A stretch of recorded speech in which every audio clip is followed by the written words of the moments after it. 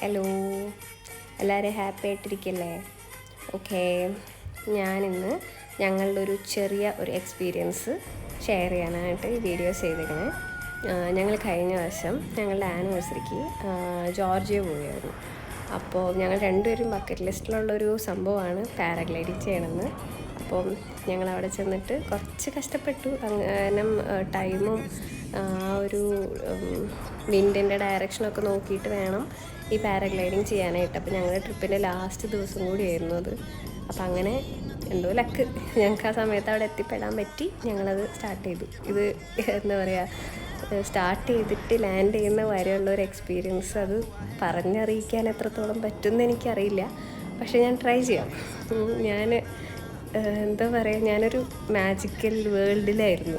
സത്യം പറഞ്ഞാൽ ഞാൻ എൻ്റെ ലൈഫിൽ സംഭവിച്ച കാര്യങ്ങളും ഇനി എൻ്റെ ലൈഫിലേക്ക് ഞാൻ പ്ലാൻ ചെയ്യണ കാര്യങ്ങളും, അതായത് പാസ്റ്റും എൻ്റെ ഫ്യൂച്ചറും കംപ്ലീറ്റ്ലി ഞാൻ മറന്നുപോയി. ഞാൻ അതിനെപ്പറ്റി ചിന്തിച്ചിട്ടേ ഇല്ല. ഞാൻ ഈ മലകളും മേഘങ്ങളും നമ്മൾ ഫ്ലൈറ്റിൽ പോകുമ്പോൾ കാണുന്ന പോലെ ആയിരിക്കില്ല.